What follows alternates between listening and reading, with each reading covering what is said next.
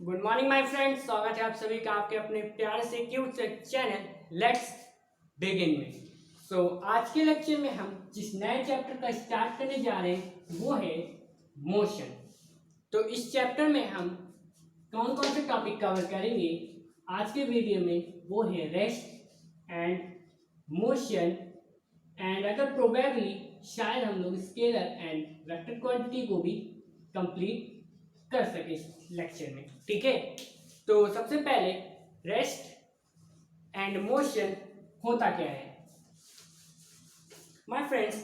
इस टॉपिक को समझने के लिए आप अपनी सराउंडिंग में निकलिए, आप अपने घर के बाहर निकलिए तो आपको कई सारी चीजें दिखेंगी। ठीक है, तो हम चलिए डिफ्रेंशिएट करते हैं कि उनमें से कौन सी चीजें रेस्ट में है, कौन से ऑब्जेक्ट रेस्ट में है और कौन से ऑब्जेक्ट मोशन में। ठीक है, तो सबसे पहले आपका घर, क्या वो मोशन में? जी नहीं। अकॉर्डिंग टू आपका जो घर है वो आपका इस समय क्या है? रेस्ट में। ठीक है, देन आपके घर के सामने जो ट्री है वो कैसा है? किस पोजीशन में है? वो भी रेस्ट पोजीशन में।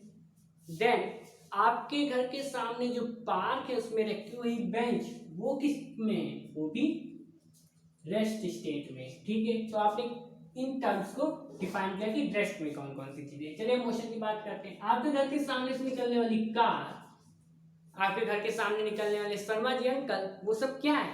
मोशन में है। तो जो शर्मा जी है वो किस में है? वो मोशन में है। तो आपने देखा कि आपके सराउंडिंग में कुछ चीजें रेस्ट में है और कुछ चीजें मोशन में है। तो माय फ्रेंड, जिन्हें आप रेस्ट में कह रहे हैं, क्या वो एक्चुअली में रेस्ट में है? क्या वो एक्चुअली में रुकी हुई है? जी नहीं। According to physics in the entire universe, संपूर्ण ब्रह्मांड में कोई भी ऐसी चीज नहीं है जो रेस्ट में है। कोई भी ऐसी चीज नहीं है जो रेस्ट में। फिर मैंने क्यों कहा कि हाउस, ट्री, बेंच रेस्ट में है? एक्चुअली रेस्ट और मोशन ये दोनों रिलेटिविस्टिक टर्म है, यानी आपस में जुड़े हुए टर्म है। एक ऑब्जेक्ट किसी के रिस्पेक्ट में मोशन में हो सकता है और वही ऑब्जेक्ट किसी दूसरे के रिस्पेक्ट में रेस्ट में हो सकता है।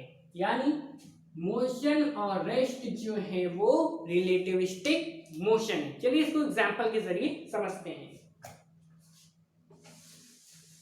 अगर आप इसका एग्जांपल चलिए लेट करते हैं। आप एक सबसे पहले आप चलिए छोटा सा एग्जांपल लेट करते हैं। आप एक बॉल रखिए अर्थ के अर्थ में आपने एक बॉल रख दिया। ठीक है, अर्थ के सरफेस पे एक बॉल रखी और आप यहाँ पे खड़े हैं। ठीक है, तो क्या ये, अगर आप इसमें कोई भी फोर्स ना लगाएं, इस बॉल पे हल्का सा भी फोर्स ना लगे, तो ये बॉल क्या मूव करने लगेगी? जी नहीं, ये अपनी पोजीशन चेंज नहीं करेगी। तो ऐसा, तो आपके रिस्पेक्ट में अगर आप अर्थ के सरफेस पे खड़े हैं तो ये जो ऑब्जेक्ट, ये जो बॉल है, ये आपकी अर्थ है और ये जो बॉल है और ये आप है। ठीक है, ये आप है। ठीक, तो इस समय अगर आप अर्थ के सरफेस पे खड़े हैं तो ये बॉल जो है वो क्या है? रेस्ट में है। ठीक है, अब आपको मौका मिला अर्थ के बाहर जाने का, यानी आप स्पेस में खड़े। तो आप इस समय कहाँ पे खड़े हैं? अगर आप स्पेस में खड़े हैं, ठीक है, तो अगर आप स्पेस में खड़े हैं तो आपको लगेगा कि ये बॉल जो है वो लगातार मोशन कर रही। क्यों? क्योंकि अर्थ जो है वो सन के अलावा, स्पेस में सन के अलावा कंटिन्यूसली मोशन कर रही है। यानी जो आप इसमें यहाँ पे जो बॉल है वो भी कंटिन्यूसली सन के अलावा क्या कर रही है? मोशन कर रही है। इसका मतलब क्या हुआ कि जो, तो आप देख सकते हैं कि आप अगर अर्थ के बाहर हैं तो यही बॉल क्या है? मोशन कर रही है। किसके अलोंग? सन के अलोंग। यही बॉल एक सन के अलोंग मोशन कर रही है। लेकिन अगर आप अर्थ के सरफेस पे हैं तो आपको लगेगा कि ये बॉल रेस्ट पे है। तो बॉल तो वही है लेकिन आपके देखने का नजरिया बदल गया है। ठीक है, तो एक ही ऑब्जेक्ट किसी पर्सन या किसी दूसरे ऑब्जेक्ट के रिस्पेक्ट में रेस्ट में हो सकता है। इस समय ये रेस्ट में है अब किसी पर्सन या दूसरे ऑब्जेक्ट के रिस्पेक्ट में ये मोशन में हो सकता है, यानी आप अगर स्पेस में हैं तो ये बॉल मोशन कर रही है, अगर आप अर्थ के सरफेस पे ही हैं तो ये बॉल रेस्ट में। चलिए एक और छोटा सा एग्जांपल से समझते हैं। तो चलिए एक और छोटे से एग्जांपल समझते हैं। अच्छा, आप ट्रेन के कंपार्टमेंट में बैठे, ठीक है, आप ट्रेन के कंपार्टमेंट में बैठे हैं, आपके साथ एक दूसरा पर्सन है, वो भी ट्रेन के कंपार्टमेंट में बैठा है, ठीक है, आप ही की कंपार्टमेंट में बैठा है। तो आप देखेंगे कि ट्रेन के कंपार्टमेंट में बैठा हुआ आपका को पैसेंजर इस समय क्या है, आपके रिस्पेक्ट में रेस्ट में है, यानी आप देखेंगे कि भाई वो भी तो उसी ट्रेन में ऐसे ही तो बैठा है, तो आप दोनों क्या है, रेस्ट में है, ठीक है। लेकिन अब आपको कोई बाहर से, कोई थर्ड पर्सन आपको ट्रेन के बाहर से देखता है, ये जो थर्ड पर्सन है वो आपको अगर ट्रेन के बाहर से देखता है, तो आप दोनों ही क्या कर रहे हैं, मोशन कर रहे हैं, है ना। अगर ऐसा ना होता कि ये मोशन ना कर रहे हो, कि अगर ये आपके रिस्पेक्ट में तो ये रेस्ट में, ठीक है, अगर ये मोशन ना कर रहे होते तो अंकल जी कहाँ पे बैठे हैं, अंकल जी तो बाराबंकी में बैठे हैं।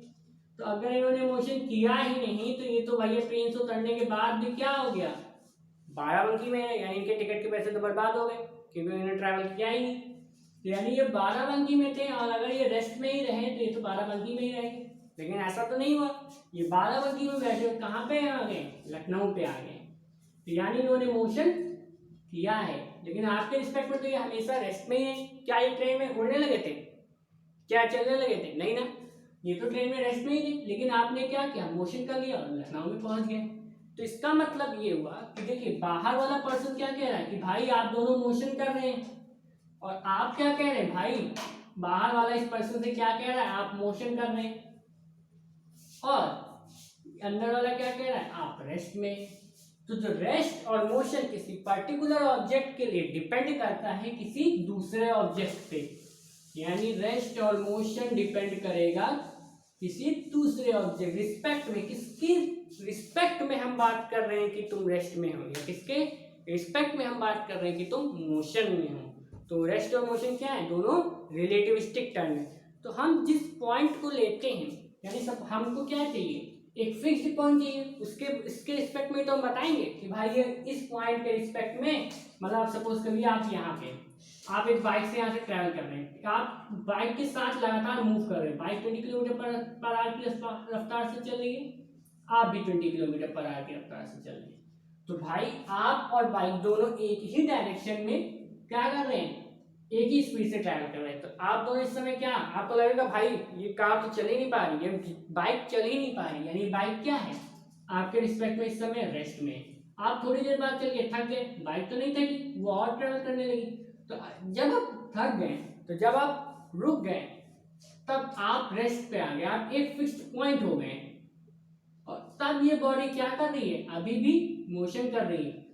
तो देखा आपने, एक ही बॉडी है, वही बाइक है, एक समय पे वो रेस्ट में है और एक समय पे वो मोशन पे है। तो हम जिस फिक्स्ड पॉइंट की बात करते हैं, इस समय हम फिक्स्ड पॉइंट बन गए, हमारे रिस्पेक्ट में एक बॉडी क्या करने लगी, ट्रैवल करने लगी, पोजीशन चेंज करने लगी, तो ये क्या हो गया, मोशन। तो हम जिस फिक्स्ड पॉइंट के रिस्पेक्ट में डिटरमाइन करते हैं, पता करते हैं कि बॉडी रेस्ट में है या मोशन में है, उस फिक्स्ड पॉइंट को हम कहते हैं रेफरेंस पॉइंट। उस फिक्स्ड पॉइंट को हम लोग कहते हैं रेफरेंस पॉइंट, यानी हम जो डिसाइड करते हैं whether object is in motion और रेस्ट, वो किस पे डिपेंड करता है, रेफरेंस पॉइंट में। तो क्या कोई पॉइंट रेफरेंस पॉइंट है, यानी रेफरेंस पॉइंट क्या, यानी रेस्ट में। तो क्या कोई ऑब्जेक्ट रेस्ट पे है, तो हम तो पहले ही आपको बता चुके, कोई भी ऑब्जेक्ट इंटायर यूनिवर्स रेस्ट में नहीं है। तो भाई रेफरेंस पॉइंट कैसे चुनेंगे भाई, अगर कोई भी चीज रेस्ट पे नहीं है। तो रेफरेंस पॉइंट हम इमीडिएट सराउंडिंग पे देखते हैं कि आपकी जस्ट बगल में, आपके जस्ट सामने, थोड़ी दूरी पे, यानी आपके जस्ट सामने वाला पॉइंट जो है उसको हम लोग रेस्ट लेते हैं, ठीक है। तो हम कंसिडर कर लेते हैं कि आपके सामने वाला पॉइंट वो रेस्ट में है, और आप अगर वो उसके रिस्पेक्ट में आप पोजीशन चेंज कर रहे हैं तो आप मोशन में हैं, और आप उस पॉइंट के रिस्पेक्ट में अगर पोजीशन चेंज नहीं कर रहे हैं तो आप रेस्ट में, यानी आपकी इमीडिएट सराउंडिंग में जो पॉइंट है उसी को हम क्या कहेंगे, रेफरेंस पॉइंट, ठीक है। तो रेफरेंस पॉइंट की छोटी सी डेफिनेशन लिख लेते हैं। The point through which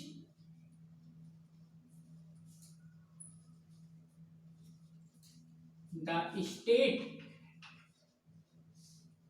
of rest or motion is governed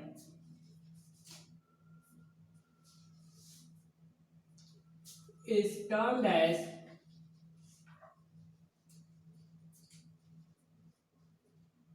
reference point. तो यहाँ पे एक वर्ड बोल गया मैं, the fixed point, the fixed point through which the state of rest और motion is governed is termed as reference point. यानी एक फिक्स्ड पॉइंट जिसके रिस्पेक्ट में हम बताते हैं कि बॉडी रेस्ट में है या बॉडी मोशन में है, उस फिक्स्ड पॉइंट को क्या कहते हैं? रेफरेंस पॉइंट कहते हैं। तो उस फिक्स्ड पॉइंट को क्या कहते हैं? रेफरेंस पॉइंट कहते हैं। तो आई थिंक रेफरेंस पॉइंट क्या होता है ये आपको क्लियर हो गया होगा। चलिए अब बात करते हैं, जो मेन टॉपिक है वो क्या है? Rest and motion. तो रेस्ट में आपको बता चुका हूँ, अगर फिक्स्ड पॉइंट के रिस्पेक्ट में आपकी पोजीशन चेंज नहीं हो रही है तो आप रेस्ट में, पोजीशन चेंज हो रही है तो आप मोशन में है। तो हम एक रेस्ट की एक प्रॉपर डेफिनेशन लिख लेते हैं पहले, ये इसको रेस्ट से लिख लेते हैं, रेस्ट की प्रॉपर डेफिनेशन लिख लेते हैं भाई। तो डेफिनेशन क्या होगी भाई? A body is said to be in a state of rest or of uniform motion is a body is said to be in a state of rest, इसको बाद में डिफाइन करेंगे, if it does not change its position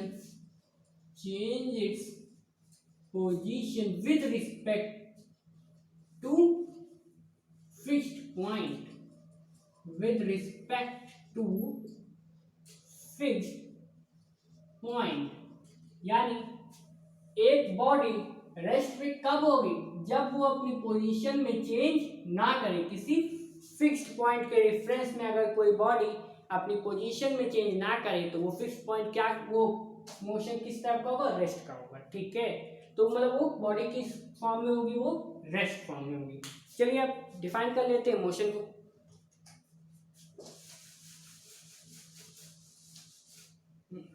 चलिए motion motion एक अलग लिख लेते हैं, मोशन। तो मोशन क्या होगा? अ बॉडी, कोई भी body is said to be in a state of motion if it change its position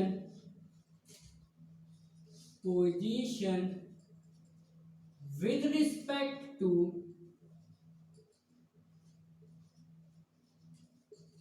a fixed point।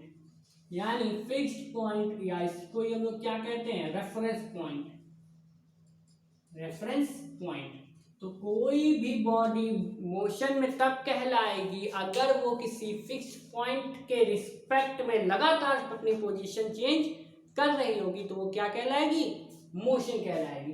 तो रेस्ट एंड मोशन क्या होता है, आई थिंक आपको अब क्लियर हो गया होगा। रेफरेंस पॉइंट क्या होता है, ये 3 पॉइंट्स आपको क्लियर हो गए होंगे। चलिए अब स्टार्ट करते हैं अपना नेक्स्ट टॉपिक, स्केलर क्वांटिटीज। भाई अब स्केलर क्वांटिटीज क्या होती हैं?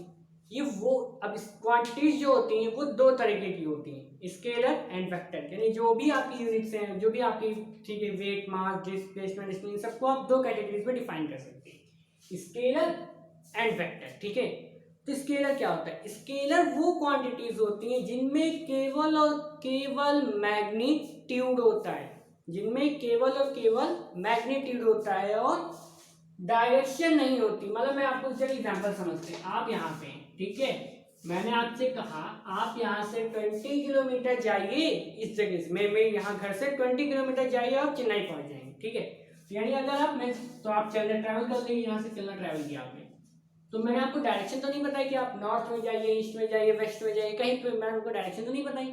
आपने मैंने कहा 20 किलोमीटर चलिए और नॉर्थ कहाँ पहुंच जाए, चेन्नई। आप घर से निकले, मुझसे बिना डायरेक्शन पूछे आप कहाँ पहुंच गए, आप इस डायरेक्शन चलने लगे और आप दिल्ली पहुंच गए। तो भैया आपको जाना कहाँ था, चेन्नई, और आप पहुंच कहाँ गए, दिल्ली। तो आपने घर आए वापस और आपने मुझे बहुत कुछ सुनाया। फिर मैंने कहा भाई इसमें मेरी गलती नहीं है, तुमने तो मुझसे डायरेक्शन नहीं पूछी थी। तो फिर मैंने कहा, तो जब मैंने डायरेक्शन नहीं बताई, तब मैंने जब उनको कहा 20 किलोमीटर चलिए, तो वो क्या हो गया, स्केलर क्वांटिटी। और जब मैं इनको कह दूं कि अब मैं तुमको डायरेक्शन बता रहा हूँ कि 20 किलोमीटर नॉर्थ में जाना, 20 किलोमीटर नॉर्थ में जाना, तब तुम पहुंचोगे चेन्नई। तो इसका मतलब क्या हुआ, मैंने अब उसी क्वांटिटी, उसी 20 किलोमीटर को एक डायरेक्शन दे दी। तो जब किसी क्वांटिटी को डायरेक्शन दे दी जाती है तो वो क्वांटिटी वेक्टर हो जाती है, और जब तक डायरेक्शन नहीं मिलती है वही क्वांटिटी क्या रहती है, स्केलर रहती है। तो स्केलर और वेक्टर क्या होता है, आई थिंक आप एग्जांपल से बिल्कुल अच्छे से समझ गए होंगे। चलिए बस एक प्रॉपर डेफिनेशन लिख लेते हैं। तो सबसे पहले स्केलर क्वांटिटी क्या होती है, these are those quantities which have only magnitude and unit, यानी कि इसमें कुछ एक वैल्यू होगी और उसके कुछ यूनिट, जैसे 20 एग्जाम्पल के लिए मास एंड डिस्टेंस। तो ये दोनों जो है क्या है, स्केलर क्वांटिटी, यानी ये किस पे डिपेंड नहीं करती है, डायरेक्शन पे डिपेंड। ये दोनों क्या है, स्केलर क्वांटिटी, और ये किस पे डिपेंड नहीं करती है, डायरेक्शन पे डिपेंड नहीं करती। मास आपका 20 kg, क्या इसमें डायरेक्शन मैंने आपको बताई, नहीं। तो मास कैसी होगी, स्केलर क्वांटिटी। डिस्टेंस मैंने कहा 20 मीटर, तो क्या मैंने इसको डायरेक्शन अभी दी, नहीं। तो ये क्या हो गया, स्केलर क्वांटिटी हो गया। ठीक है, तो अब कैरेक्टरिस्टिक ऑफ स्केलर क्वांटिटी पढ़ लेते हैं। Characteristic of scalar quantity, characteristic of scalar quantity. ठीक है, तो भाई कैरेक्टरिस्टिक ऑफ स्केलर क्वांटिटी क्या होता है, सबसे पहले कैरेक्टरिस्टिक ऑफ स्केलर क्वांटिटी की टू स्केलर क्वांटिटी, सबसे पहले लिख लूंगा मैं, scalar quantity has magnitude and are unit, यानी मैं एग्जाम्पल के लिए 40 kg मैग्नीट्यूड और इसकी यूनिट, तो ये क्या हो गया, स्केलर क्वांटिटी। ठीक है, तो स्केलर क्वांटिटी में क्या होता है, एक मैग्नीट्यूड होता है और एक उसकी यूनिट होती है। देन दूसरा कैरेक्टरिस्टिक क्या होता है, two scalar quantity having same unit can be added or subtracted by general arithmetic rule। General arithmetic मतलब इसका एग्जांपल थोड़ा ऊपर लिख लेते हैं। मतलब जैसे मैंने कहा 20 kg एंड 40 kg, तो ये तो जनरल मैथमेटिक्स से ऐड हो सकते हैं। 20 + 40 60 kg, क्या ये ऐड हो सकते हैं 20 kg + 60 मीटर, जी नहीं। तो यानी अगर यूनिट सेम हो तो कोई भी दो क्वांटिटीज जनरल मैथमेटिक्स, जो नॉर्मल मैथमेटिक्स पढ़ते हैं उसके अकॉर्डिंग ऐड की जा सकती है। तो ये थी कैरेक्टरिस्टिक ऑफ स्केलर क्वांटिटी। चलिए बात करते हैं वेक्टर क्वांटिटीज की। वेक्टर क्वांटिटीज, तो भाई वेक्टर क्वांटिटीज क्या होती हैं, कोई भी क्वांटिटी जिसमें मैग्नीट्यूड के साथ साथ क्या हो, यूनिट हो और साथ में एक डायरेक्शन हो, तो ऐसी क्वांटिटीज को हम क्या कहते हैं, वेक्टर क्वांटिटी कहते हैं। तो डेफिनेशन लिख लेते हैं, these are those quantities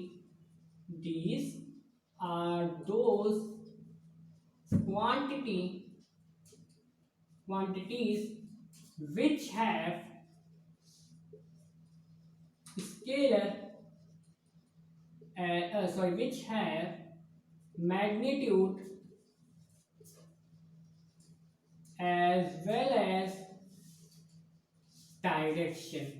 तो अगर किसी भी क्वांटिटी में मैग्नीट्यूड हो और साथ में डायरेक्शन हो तो ऐसी क्वांटिटीज को हम क्या कहते हैं, वेक्टर क्वांटिटीज कहते हैं। एग्जाम्पल के तौर पे आप यहाँ लिख सकते हैं वेट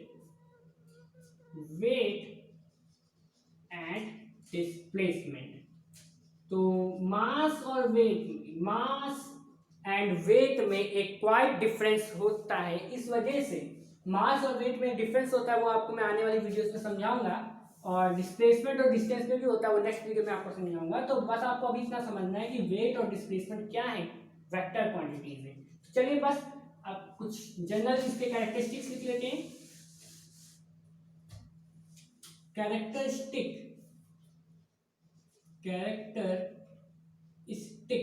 ऑफ वेक्टर क्वांटिटी। तो पहला कैरेक्टरिस्टिक वेक्टर क्वांटिटी का ये है कि इट हैज, वेक्टर क्वांटिटी के पास क्या क्या होगा, मैग्नीट्यूड, यूनिट एंड डायरेक्शन। जो मैंने कहा था ना 20 किलोमीटर नॉर्थ जाइए तो क्या होगा, एग्जांपल 20 किलोमीटर नॉर्थ। तो इसमें क्या क्या है, एक क्या है मैग्नीट्यूड, एक unit and last but not the least direction. तो अगर किसी भी, अगर इतना ही लिखा होता तो ये स्केलर है, लेकिन अगर मैं डायरेक्शन दे दी तो ये क्या हो गया, वेक्टर। तो इसका पहला कैरेक्टरिस्टिक क्या हो गया, इट हैज मैग्नीट्यूड, एक यूनिट एंड मोस्ट इंपॉर्टेंटली एक डायरेक्शन। ठीक है। सेकंड कैरेक्टरिस्टिक होता है two vectors not having same direction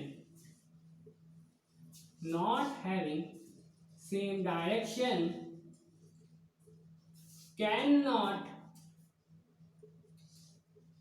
be added